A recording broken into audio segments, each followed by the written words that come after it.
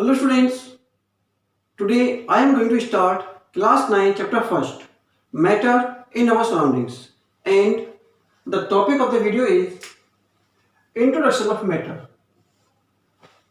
and other topics we will study in our next video. This is the part 1. So first of all we understand what is matter. तो matter की define होती है anything which occupies space and has mass is called matter. Hence वो चीजें जो जगह घेरती हैं occupies space and has mass और जिनके पास मास होता है उन्हें कहते हैं मैटर. तो वो चीजें जो जगह घेरती हैं ये तो समझ में आ गया होगा. लेकिन मास क्या होता है तो पहले मास समझते हैं. मास की डिफाइन होती है the quantity of matter present in a body. एक बॉडी के अंदर कितनी क्वांटिटी उस ऑब्जेक्ट की, उस मैटर की कितनी क्वांटिटी मौजूद है उसे कहते हैं mass. And the SI unit of mass is KG. छोटी यूनिट बोलेंगे तो बोलेंगे ग्राम, उससे छोटी यूनिट बोलेंगे तो बोलेंगे मिलीग्राम. मीन्स तो जैसे बुक है और जैसे हम बोलते हैं इस बुक को तोलने पर हम बोलते हैं इस बुक का मास 1 kg है. तो 1 kg is the mass of the book. एक मोबाइल ले लेते हैं. मोबाइल लिया तो मोबाइल का बोला मैंने, इसका जो मास है इसको तोलते हैं तो तोलने पर क्या मिलता है हमें मिला इसका 150 ग्राम. तो 150 ग्राम क्या है, वो इसका मास है. मीन्स इस ऑब्जेक्ट के अंदर उस मैटर की कितनी क्वांटिटी मौजूद है उसे कहते हैं mass. So anything which occupy space and has mass. कोई भी ऑब्जेक्ट जिसके अंदर जो स्पेस घेरता है और जिसके अंदर मास होता है उसे कहते हैं मैटर. Example water. वाटर जगह घेरता है, वाटर के अंदर मास होता है. चेयर इस जगह घेरती है, इसके अंदर भी मास होता है. Table, pen, air etcetera. So जो भी ऑब्जेक्ट जो स्पेस लेते हैं और जिनके अंदर मास होता है उन्हें कहते हैं matter. Now we will do activity in which we will prove that air is a matter. हम लोग प्रूव करेंगे एयर एक मैटर है. तो इसके लिए हमने एक रॉड को उसके मिडिल से हैंग किया है जिससे उसके दोनों कॉर्नर आपस में बैलेंस हो गए हैं. इन द सेकेंड डायग्राम हमने रॉड के दोनों कॉर्नर पर बिना फूले हुए एक जैसे बलून लटका दिए और लटकाने के बाद भी रॉड बैलेंस है. But in the third diagram हमने एक बलून को फुलाया और फुलाने के बाद रॉड के एक कॉर्नर पर लटका दिया. तो यहां जो रॉड होती है जिस तरफ बलून फुला हुआ होता है उस तरफ झुक जाती है. मीन्स ये जो बलून है इसके अंदर एयर भरी हुई है. तो ये जो एयर है, एयर ने इतना स्पेस ले रखा है. तो ये जो स्पेस ले रखा है और यहां से प्रूव होता है दैट इसका जो मास है वो इसके मास से ज्यादा है, जिसकी वजह से रॉड एक तरफ झुक गई है. Means this air also has some mass. So this air occupies space and has mass. That's why we prove that air is a matter. So these are the characteristics of the particle of matter. The first one is particle of matter are very small. Matter के particles बहुत छोटे होते हैं. Particle of matter have space between them.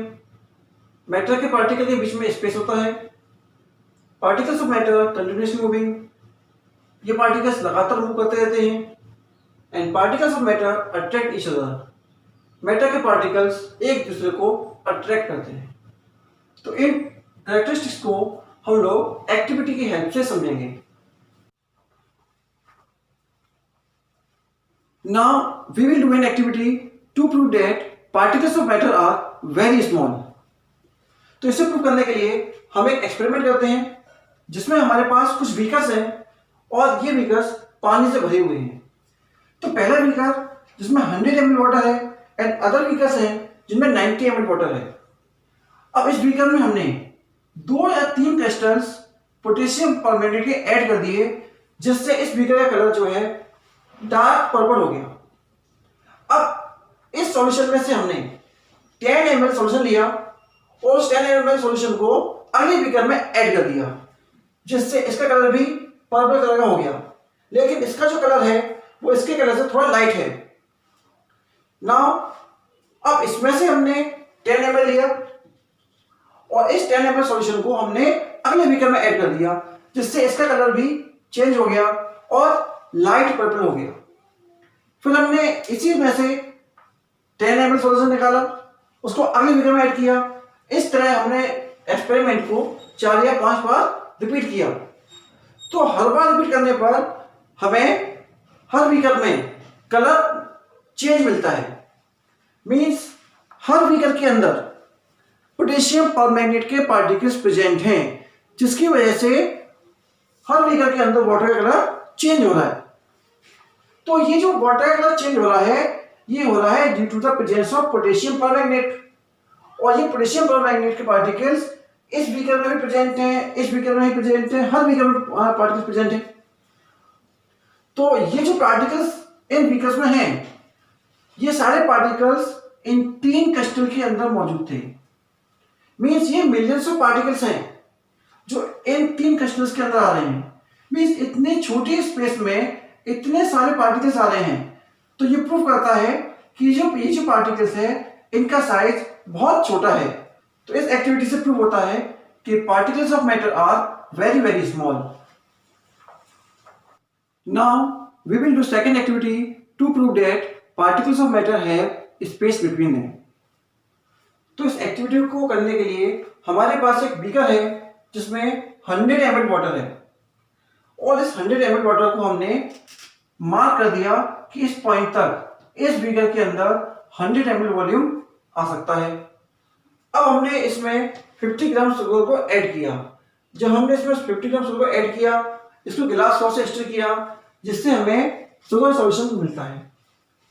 अब sugar solution का जो volume है वो भी 100 ml ही है, वाटर के वॉल्यूम के इक्वल। तो मींस जब हमने इसमें शुगर को ऐड किया, तो शुगर को ऐड करने के बाद इसके वॉल्यूम में इंक्रीमेंट होना चाहिए था, लेकिन इसका वॉल्यूम उतने का उतना ही है। मींस ये शुगर के पार्टिकल कहाँ गए? तो ये जो शुगर के पार्टिकल होते हैं, ये वाटर के पार्टिकल के बीच में जो स्पेस होता है उसके बीच में एडजस्ट हो जाते हैं। इसी कारण इस शुगर सॉल्यूशन का वॉल्यूम इंक्रीज नहीं होता, इसका वॉल्यूम उतना ही है जितना वाटर का वॉल्यूम है। तो इससे प्रूफ होता है कि मैटर्स के पार्टिकल के बीच में स्पेस होता है। Now in our third activity we will prove that particles of matter are continuously moving. तो इसे प्रूफ करने के लिए हम लोग एग्जांपल लेते हैं इंसेंस स्टिक का, मींस अगरबत्ती का। तो अगर हम कमरे के एक कॉर्नर पर अगरबत्ती को जलाते हैं, तो उसकी जो स्मेल होती है हम पूरे कमरे में महसूस करते हैं। तो ये होता है due to the movement of particles. जो अगरबत्ती के पार्टिकल्स गैसेस फॉर्म में कन्वर्ट हो गए थे, वो एयर के साथ मिक्स होकर पूरे कमरे में फैल जाते हैं। तो इससे प्रूव होता है कि मैटर के जो पार्टिकल्स होते हैं वो कंटिन्यूअसली मूव करते हैं। इसका एक और एग्जांपल लेते हैं। अगर हम एक बीकर में जो पानी से भरा हुआ है उसमें कुछ क्रिस्टल्स कॉपर सल्फेट के डाल देते हैं और उसको बिना हिलाए एज इट इज ऐसे रख देते हैं, तो कुछ समय बाद पानी का पूरा कलर ब्लू हो जाता है। मीन्स जो क्रिस्टल पानी के बीकर के बॉटम में थे वो पूरे पानी में फैल गए। It is due to the movement of particles. तो इससे प्रूव होता है कि मैटर के जो पार्टिकल्स होते हैं वो कंटिन्यूअसली मूव करते हैं। Now we will prove that particles of matter attract each other. See, इसके लिए बेस्ट एग्जांपल है कि हमारा बोर्ड है और जब हम इस पर मार्कर से लिखते हैं तो जो इंक के पार्टिकल होते हैं बोर्ड के पार्टिकल से स्टिक हो जाते हैं, चिपक जाते हैं। मीन्स ये दोनों पार्टिकल्स एक दूसरे को अट्रैक्ट करते हैं। दूसरा एग्जांपल देखते हैं। आपके पास दो आइस क्यूब हैं और एक आइस क्यूब को अगर हम एक साथ कुछ समय के लिए रख देते हैं तो दोनों आइस क्यूब आपस में एक दूसरे से स्टिक रहते हैं और फिर उनको हटाने के लिए हमें फोर्स लगाने की जरूरत पड़ती है। तो इससे प्रूव होता है कि मेटल के जो पार्टिकल्स होते हैं वो एक दूसरे को अट्रैक्ट करते हैं। अब ये फोर्स प्रोटेक्शन डिपेंड करता है on the matter. Her particle के बीच में फोर्स प्रोटेक्शन एक जैसा नहीं होता। सी, अगर हम एक चॉक ले लेते हैं और एक आयरन ले लेते हैं तो जो चॉक होती है उसको हम लोग इजीली ब्रेक कर सकते हैं और जो आयरन नेल होता है उसको ब्रेक करने के लिए हमें ज्यादा फोर्स की जरूरत पड़ेगी। मींस चॉक के पार्टिकल के बीच में फोर्स ऑफ प्रोटेक्शन कम है और आयरन नेल के पार्टिकल के बीच में फोर्स ऑफ प्रोटेक्शन ज्यादा है। इसी तरह से जो गैस के पार्टिकल्स होते हैं उनके बीच में फोर्स ऑफ प्रोटेक्शन नेग्लिजिबल होता है, बहुत कम होता है।